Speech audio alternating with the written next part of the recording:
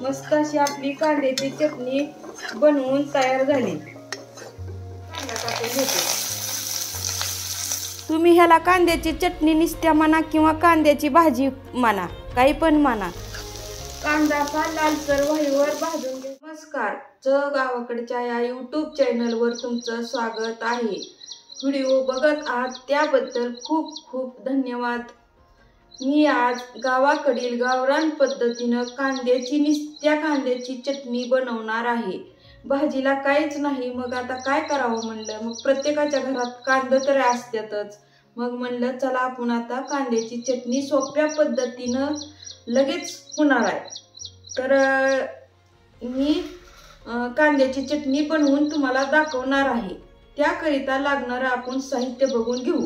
4 कांदे चिरून घेतलेत, कढीपत्त्याच्या 5 पाकळ्या घेतल्या त्या, आणि अर्धा चमचा मीठ घेतले, 4 लसणाच्या पाकळ्या अशा ठेसून घेतल्या चिचून, आणि 2 चमचे पोहे खायचे शेंगदाण्याचे कूट घेतलेला आहे, 1 चमचा लाल चटणी घेतलेली आहे, आणि चिमूटभर हळद घेतलेली आहे। चटणी जरा ह्याला भरपूर टाकायची, कारण कांदा जरा गोड असतो म्हणून तिखट जरा भरपूर टाकायचं। आणि जिरी मोहरी पोहे खायचा 1 चमचा घेतलेला आहे, दोन्ही अर्धा अर्धा, आणि थोडीशी कोथिंबीर, आणि अर्ध्या फुलपात्रातला अर्ध फुलपात्र तेल घेतलेलं आहे।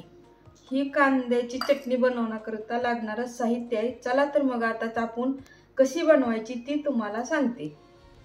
गॅस चालू करते, कढई गरम करायला ठेवते। मी गॅस मोठा केलाय कारण कढई पटकीने तापली जाते म्हणून गॅस मोठाच केलेला आहे। कढई आता छान तापलेली, आता मी तेल ओतणार आहे।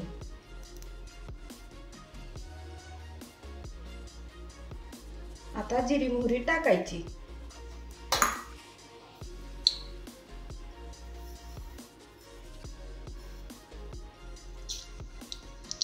आता जिरी मोहरी टाकते। मी जिरी मोहरी भरपूर वापरली कारण छान लागते म्हणून। जिरी मोहरी चांगली तडतडलेली बघा।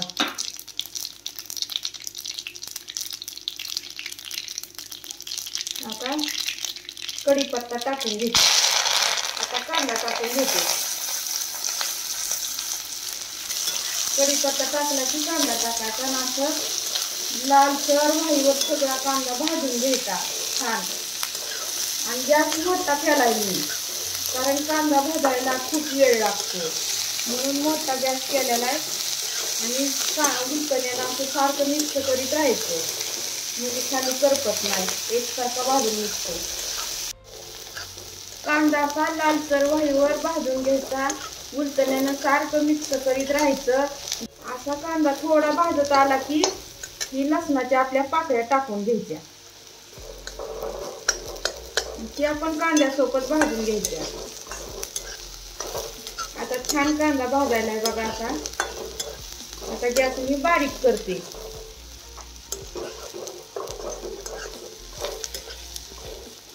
आता ही जे आपण घेतलेलं साहित्य आहे मी सगळंच ह्या कांद्यात टाकणार आहे एकदमच।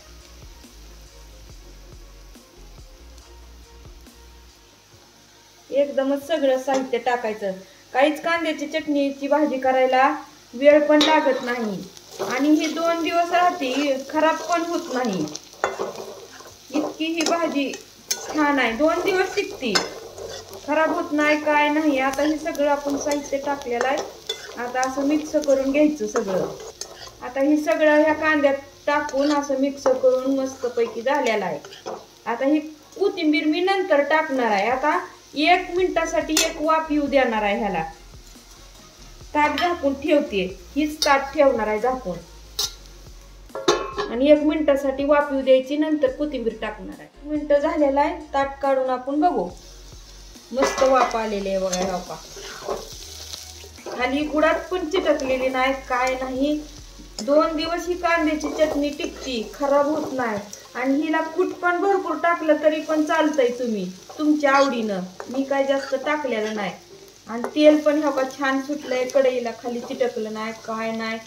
एका 5 मिनिटात कांद्याची चटणी बनवून तयार होती. कांदा चिरायला जरा त्रास होतो, डोळ्याला पाणी येतं, पण येऊ द्या, डोळ्याला पाणी आलेलं सुद्धा चांगलंच आहे. डोळे स्वच्छ होत्यात पाणी आल्यामुळं. आणि लगेच ही कांद्याची चटणी बनवून तयार होती. आता मी वरून कोथिंबीर टाकते. मस्तपैकी आपली कांद्याची चटणी बनवून तयार झाली बघा. ही कांद्याची चटणी बनवायची पद्धत तुम्हाला कशी वाटली ती कमेंट बॉक्सवरून सांगा. नवीन असाल तर चॅनलला सबस्क्राईब करा. धन्यवाद.